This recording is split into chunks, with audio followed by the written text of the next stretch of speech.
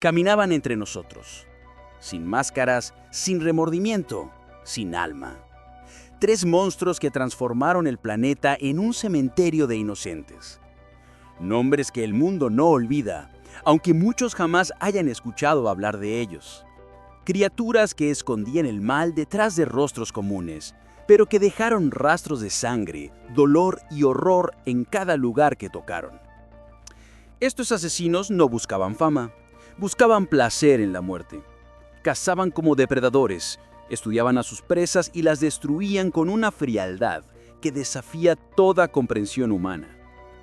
Cada uno de ellos demostró que el mal puede nacer en cualquier sitio, en un barrio tranquilo, en una ciudad olvidada o dentro de una casa aparentemente normal. El primero, un hombre que convirtió la selva en su arma, cazando mujeres con métodos dignos de un demonio de guerra. El segundo, un depredador silencioso del norte cuya apariencia inocente ocultaba el mayor número de víctimas registradas en su país.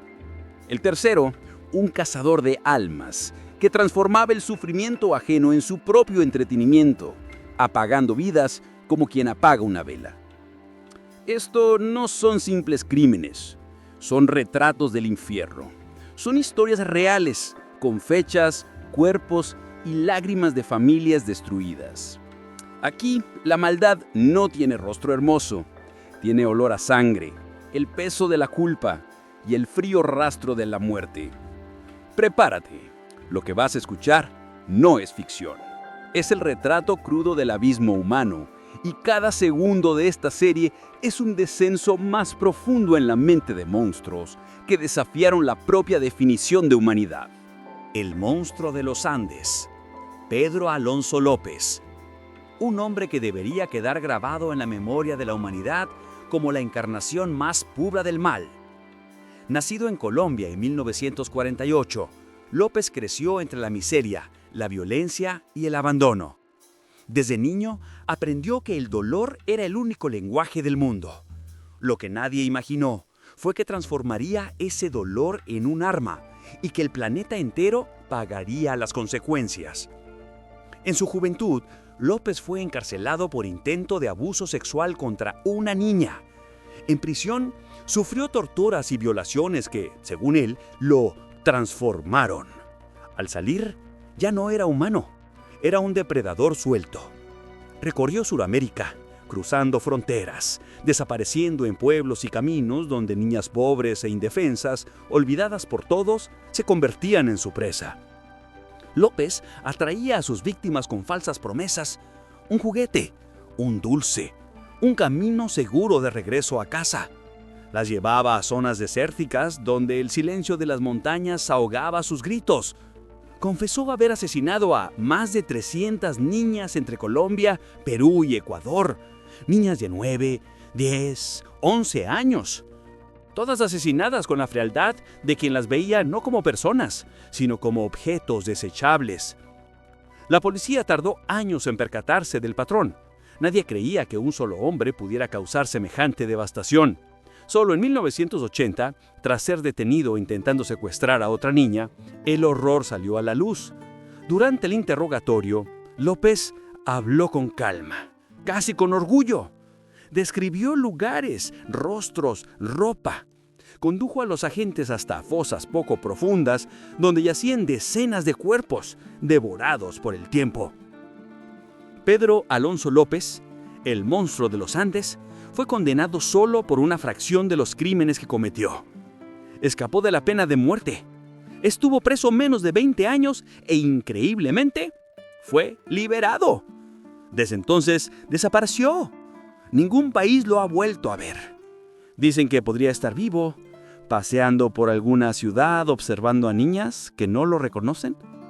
El mundo lo ha olvidado, pero el mal nunca duerme. Pedro Alonso López, el monstruo de los Andes, seguía siendo un misterio incluso después de su captura. Las autoridades apenas podían comprender cómo un solo hombre había logrado asesinar a tantas niñas sin ser descubierto durante tantos años. Sus palabras, frías y calculadas, revelaban una mente enferma pero metódica. Él no actuaba por impulso, planificaba, observaba, esperaba, disfrutaba cada detalle de su cacería. Durante los interrogatorios hablaba con una serenidad perturbadora. No gritaba, no lloraba, no mostraba arrepentimiento. Cuando los policías le preguntaron por qué lo hacía, López respondió con una frase que heló la sangre de todos. Las niñas son ángeles, y cuando mató a una, las envió al cielo. Para él, el asesinato era una misión, no un crimen, no una aberración. Era su forma de justificar lo injustificable. La policía ecuatoriana, horrorizada, lo acompañó a decenas de fosas que él mismo señaló con precisión. A veces se arrodillaba sobre la tierra y decía, «Aquí hay una». Los oficiales cavaban y encontraban los restos. La escena se repetía una y otra vez. Cada descubrimiento era una herida nueva, un horror que no terminaba. López no actuaba con furia, sino con placer. Se consideraba un artista de la muerte. En su mente enferma, cada crimen era una obra, cada cuerpo una firma. Su frialdad impresionó incluso a los criminólogos más experimentados. Ningún otro asesino serial había alcanzado ese nivel de control emocional, de planificación y de perversión. En 1980 fue condenado a prisión en Ecuador, pero su sentencia apenas alcanzó los 16 años. 16 años por más de 300 vidas. Cuando salió, fue entregado a Colombia, donde lo retuvieron un breve tiempo y luego lo dejaron libre. Libre, sin vigilancia, sin castigo real. El mundo lo olvidó, pero las madres no. En los pueblos donde él cazaba, su nombre aún se susurra con miedo. Muchos creen que sigue vivo, oculto en algún rincón de Sudamérica, viejo, irreconocible, pero aún con la misma hambre. Pedro Alonso López no fue solo un asesino, fue una falla humana, una vergüenza para la justicia, un agujero negro que se tragó la inocencia de cientos de niñas y la conciencia de un continente entero. Y su historia apenas marca el comienzo, porque el mal no termina con un monstruo. Siempre hay otro esperando en la oscuridad. Robert Hansen, el carnicero de Alaska, un hombre que parecía inofensivo, débil, casi insignificante. Panadero de profesión, esposo, padre, vecino amable. Pero detrás de esa fachada se escondía uno de los depredadores más sádicos de la historia moderna. Entre 1971 y 1983, convirtió las frías tierras de Alaska en su campo de caza personal. Hansen seleccionaba a sus víctimas entre mujeres jóvenes, en su mayoría trabajadoras sexuales o bailarinas. Las abordaba con educación, ganándose su confianza. Luego, las secuestraba y las llevaba a una cabaña aislada en medio del bosque. Allí, las ataba, las torturaba y las violaba durante horas. Pero lo peor venía después. Cuando se cansaba, las llevaba en su avioneta particular a zonas deshabitadas. Las lideraba desnudas y comenzaba la cacería. Las mujeres corrían desesperadas entre árboles, nieve y oscuridad. Hansen las observaba con su rifle en mano, disfrutando del miedo, del grito ahogado, de la impotencia. Disparaba como si cazara animales, solo que sus presas eran humanas. Esa era su diversión. Ese era su deporte. Durante más de una década, nadie sospechó de él. Era un ciudadano respetable, conocido por su panadería local y por su participación en la iglesia. Mientras tanto, los cuerpos aparecían en los bosques semienterrados, congelados por el hielo del norte. Las autoridades pensaban que eran accidentes o desapariciones aisladas, pero el número crecía y las coincidencias eran demasiadas. En 1983, una joven logró escapar. Desnuda, esposada y con heridas por todo el cuerpo, corrió hasta una carretera y fue rescatada por la policía. Su testimonio reveló el infierno que Hansen había construido en silencio. Con una orden judicial, los agentes registraron su casa. Encontraron armas, trofeos de las víctimas, joyas, mapas con marcas de lugares donde enterraba los cuerpos. Cada marca en el mapa era una muerte. Robert Hansen confesó haber asesinado al menos 17 mujeres, aunque se sospecha que fueron muchas más. Fue condenado a cadena perpetua sin posibilidad de libertad, Murió en prisión en 2014. El carnicero de Alaska demostró que el monstruo no siempre ruge. A veces sonríe. A veces te sirve el pan por la mañana. Y mientras todos dormían, él salía al bosque a cazar. El caso de Robert Hansen estremeció a Estados Unidos. La idea de un cazador humano en pleno siglo XX parecía impensable, pero en Alaska, la tierra del silencio y la nieve, Hansen construyó su reino de horror con una precisión quirúrgica. Este episodio revela cómo ese monstruo logró mantenerse invisible durante más de una década. Robert Hansen no era el típico asesino impulsivo. Era metódico, calculador, obsesivo. Llevaba una vida aparentemente normal. Tenía esposa, hijos, un negocio propio y buena reputación. Pero por dentro ardía un resentimiento incontrolable. Desde joven, había sido objeto de burlas por su tartamudez y su timidez. Odiaba a las mujeres que lo rechazaban. Y con los años, ese odio se transformó en una necesidad: hacerlas sufrir.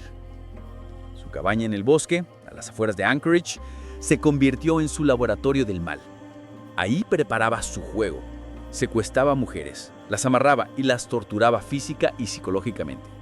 Luego, con una frialdad monstruosa, las subía a su avioneta, las llevaba a zonas remotas y las soltaba en medio del hielo, mientras él las perseguía armado con su rifle. Para Hansen, cada disparo era una victoria, cada cuerpo un trofeo. En los registros policiales, sus víctimas aparecían como desaparecidas. Nadie investigaba demasiado, eran mujeres marginalizadas y visibles para la sociedad. Y eso fue lo que permitió que Hansen siguiera matando, sin ser descubierto.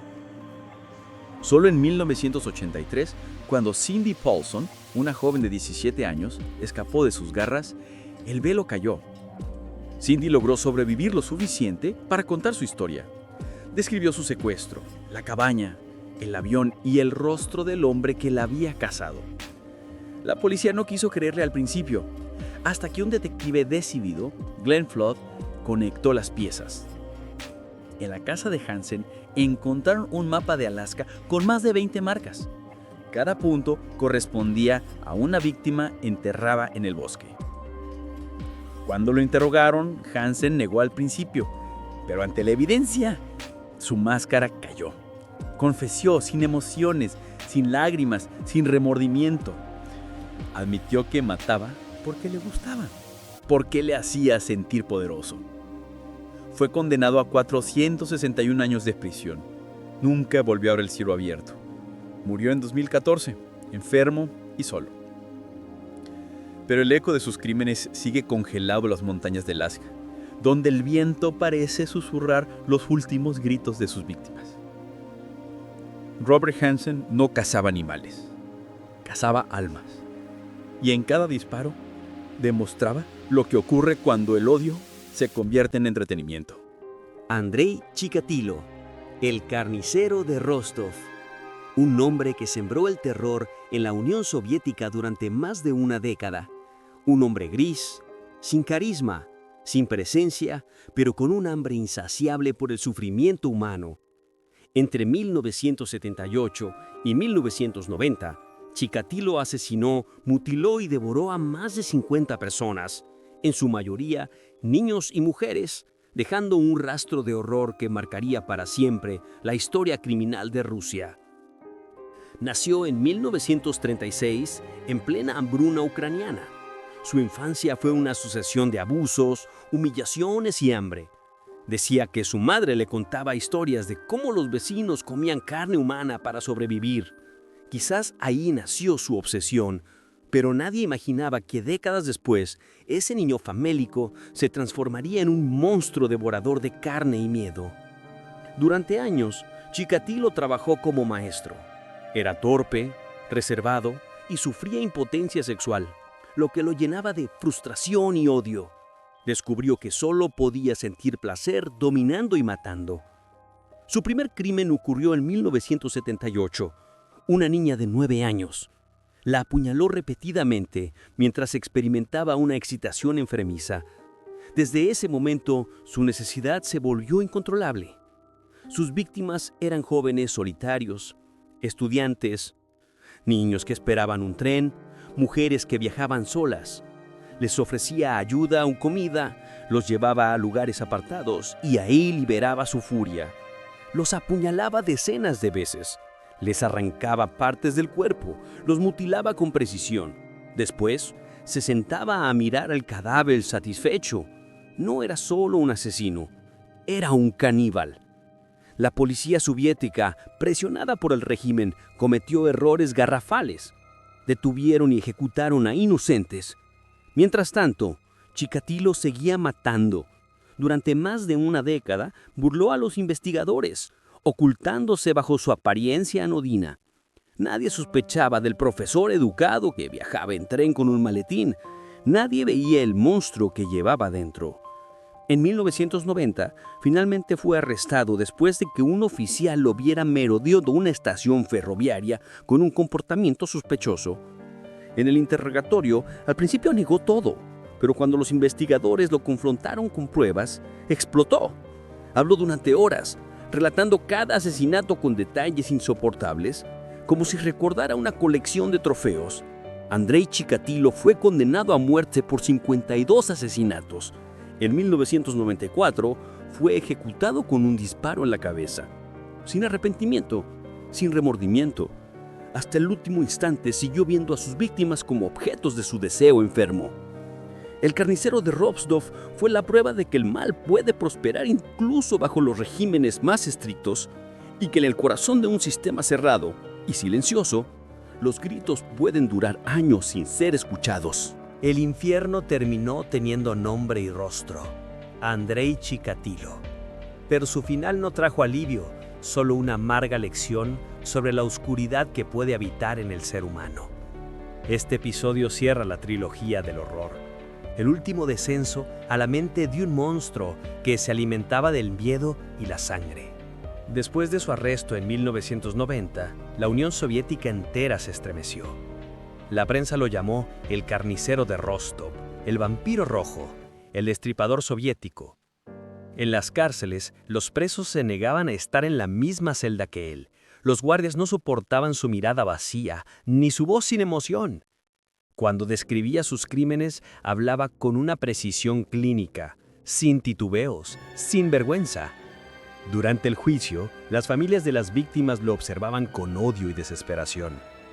Chikatilo, en cambio, sonreía, gritaba frases incoherentes, se burlaba de las madres, se golpeaba la cabeza, fingía locura. Pero los expertos sabían la verdad. No estaba loco, era consciente, disfrutaba. Jugaba con la justicia como había jugado con la vida de sus víctimas. Los testimonios fueron insoportables. Los peritos forenses describían cuerpos mutilados, órganos arrancados, heridas que revelaban una violencia inhumana. El tribunal lo declaró culpable de 52 asesinatos. Cuando el juez leyó la sentencia, Chikatilo permaneció en silencio, ni una palabra, ni una lágrima. El 14 de febrero de 1994 fue ejecutado con un disparo en la cabeza. No pidió perdón, no mostró arrepentimiento. Solo miró fijamente al guardia, con una mueca helada y murmuró algo que nadie logró entender. Así terminó uno de los asesinos más brutales de la historia, pero su sombra aún se proyecta sobre la memoria de Rusia. El carnicero de Rostov, el carnicero de Alaska, el monstruo de los Andes, 3 hombres, 3 países, 3 horrores distintos unidos por una misma esencia: la absoluta ausencia de humanidad. Cada uno, a su manera, mostró que el mal no necesita excusas, solo oportunidades. Estas historias no deben olvidarse, porque el silencio protege al monstruo y el olvido lo deja renacer. Recordarlas es una forma de resistencia, de advertencia. Si este relato te estremeció, si te indignó, se te hizo mirar el mundo con otros ojos, apoya este canal con tu like y suscríbete para que sigamos revelando las verdades más oscuras del crimen real. Porque mientras existan monstruos, alguien tiene que contarlo.